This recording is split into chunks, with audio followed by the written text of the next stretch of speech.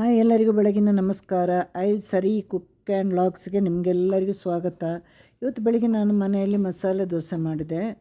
ಮಸಾಲೆ ದೋಸೆ ಮತ್ತು ಚಟ್ನಿ ಮಾಡಿದೆ, ಸ್ವಲ್ಪ ಆಲೂಗಡ್ಡೆ ಪಲ್ಯ ಮಾಡಿದೆ. ಆದರೆ ಬಾಕ್ಸಿಗೆ ಹಾಕ್ಲಿಕ್ಕೆ ಏನು ಮಾಡೋದು ಅಂತ ರಾತ್ರಿ ಯೋಚನೆ ಮಾಡಿದರೆ ನನ್ನ ಕಣ್ಣ ಮುಂದೆ ಬಂದಿದ್ದು ಲೆಮನ್ ರೈಸ್, ಪಲಾವು, ಆಮೇಲೆ ಪುಳಿಯೋಗರೆ. ಕೊನೆಗೆ ನಾನು ಬೆಳಗ್ಗೆ ಎದ್ದ ತಕ್ಷಣ ನಮ್ಮ ಮೂಡ್ ಚೇಂಜ್ ಆಗುತ್ತಲ್ವ, ಲೆಮನ್ ರೈಸ್ ಮಾಡೋಣ ಅಂತ ಅನ್ನಿಸ್ತು. ಸ್ವಲ್ಪ ಸ್ಪೆಷಲಾಗೇ ಮಾಡ್ತಾಯಿದ್ದೀನಿ, ಟಿಫಿನ್ ಬಾಕ್ಸಿಗೆ ಹಾಕ್ಕೊಟ್ಟು ಕಳಿಸೋದಲ್ವ. ಇಲ್ಲಿ ನಾನು ನೋಡಿ ಸ್ವಲ್ಪ 2 ಚಿಕ್ಕ ಚಿಕ್ಕ ಟಿಫಿನ್ ಬಾಕ್ಸಲ್ಲಿ ತಗೊಂಡು ಹೋಗೋದ್ರಿಂದ ನಾನು ಇಲ್ಲಿ ಸ್ವಲ್ಪ ಕಡಲೆ ಬೀಜನ ನಾನು ಫ್ರೈ ಮಾಡ್ತಾಯಿದ್ದೀನಿ.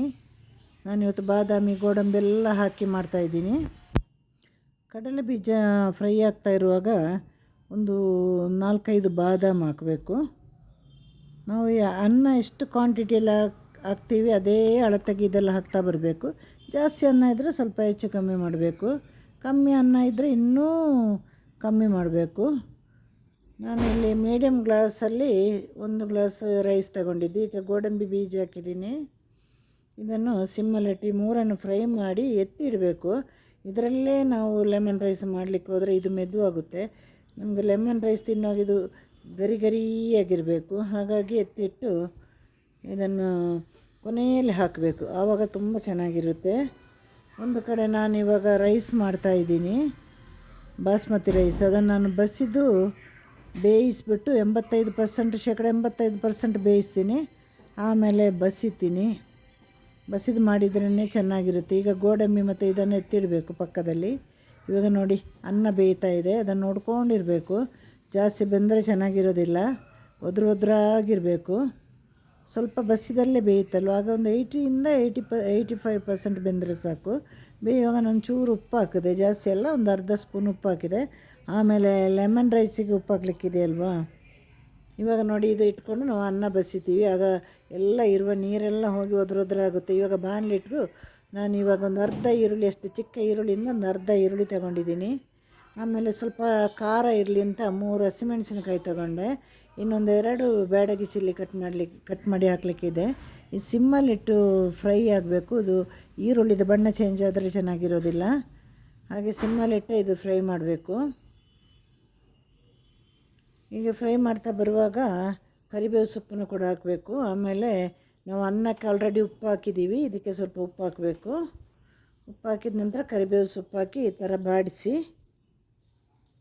ಈಗ ಒಂದು 2-3 ಬ್ಯಾಡಗಿ ಚಿಲ್ಲಿನ ಕಟ್ ಮಾಡಿ ಹಾಕಿ. ನಿಮಗೆ ಬೇಕಂದರೆ ಮಾತ್ರ ಹಾಕಿ, ನಮಗೆ ಬೇಕು, ನಮಗೆಲ್ಲದಕ್ಕೂ ಬ್ಯಾಡಗಿ ಚಿಲ್ಲಿ ಸ್ವಲ್ಪ ಹತ್ರ.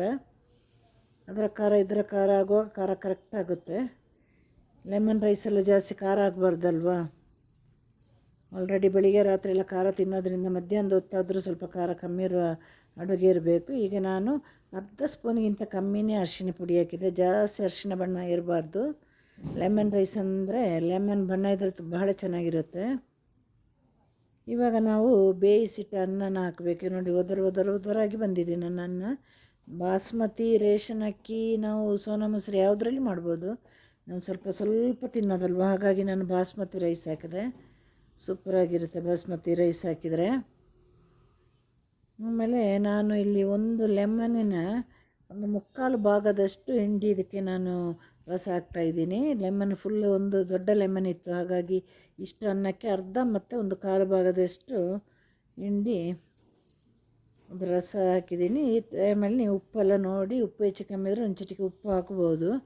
ನಾನು ಮತ್ತು ಉಪ್ಪು ಹಾಕಿದ್ದೀನಿ ಒಂಚೂರು, ಉಪ್ಪು ಬಹಳ ಕಮ್ಮಿ ಇತ್ತು. ಕೊನೆಯಲ್ಲಿ ಕೊತ್ತಂಬರಿ ಸೊಪ್ಪು, ಗೋಡಂಬಿ, ನಾವು ಹುರಿದಿಟ್ಟ ಗೋಡಂಬಿನೆಲ್ಲ ಹಾಕಿ ಅಲಂಕಾರ ಮಾಡಿ ಕೊನೆಯಲ್ಲಿ ನಾವು ಕೊತ್ತಂಬರಿ ಸೊಪ್ಪು ಹಾಕ್ಬೋದು. ಬಹಳ ಚೆನ್ನಾಗಿರುತ್ತೆ ಇದು. ನಾನಿವತ್ತು ಮೊಸರು ಮತ್ತು ಸೌತೆಕಾಯಿ ಮೊಸರು ಬಜ್ಜಿನ ಕೊಟ್ಟು ಕಳಿಸ್ತಾ ಇದ್ದೀನಿ. ನಿನ್ನೆ ಬೇಳೆ ದಾಲ್ ಮಾಡಿದ್ದೆ, ಡೈಲಿ ಅದೇ ಆಗುವಾಗ ಬೋರ್ ಅನಿಸುತ್ತಲ್ವ. ಈಗ ನೋಡಿ ಗೋಡಂಬಿ ಎಲ್ಲ ಉದುರಿಸಿ, ಒಂದು ಹೆಣ್ಣು ಮೇಕಪ್ ಮಾಡಿದಷ್ಟು ಚೆನ್ನಾಗಿರುತ್ತಲ್ವ, ಹಾಗೆ ಮಾಡಿಟ್ಟಿದ್ದೀನಿ. ಎಲ್ಲದಕ್ಕೂ ಅಲಂಕಾರ ಬಹಳ ಮುಖ್ಯ ಅಲ್ವಾ. ಹಾಗಂತ ನಾನು ಮೇಕಪ್ ಮಾಡಲ್ಲ, ನನ್ನ ಮುಖಕ್ಕೆ ಮೇಕಪ್ ಸೂಟ್ ಆಗೋಲ್ಲ, ಅದಕ್ಕಾಗಿ ಮಾಡೋದಿಲ್ಲ. ನಾನು ಸಿಂಪಲಾಗಿದ್ರೇ ಸ್ವಲ್ಪ ಚೆನ್ನಾಗಿ ಕಾಣುತ್ತೆ, ನನ್ನನ್ನು ಕಾಣ್ತಿದೆ, ಹಾಗಾಗಿ ಮೇಕಪ್ ಮಾಡಲ್ಲ ನಾನು. ಇದಕ್ಕೆಲ್ಲ ಮೇಕಪ್ ಮಾಡಿ ಈಗ ನೋಡಿ ಸೂಪರಾದ ಲೆಮನ್ ರೈಸ್ ರೆಡಿ. ಎಲ್ಲರೂ ಮನೆಯಲ್ಲಿ ಮಾಡಿ ನೋಡಿ. ಟಾಟಾ, ಬಾಯ್, ಸಿ ಯು, ಟೇಕ್ ಕೇರ್.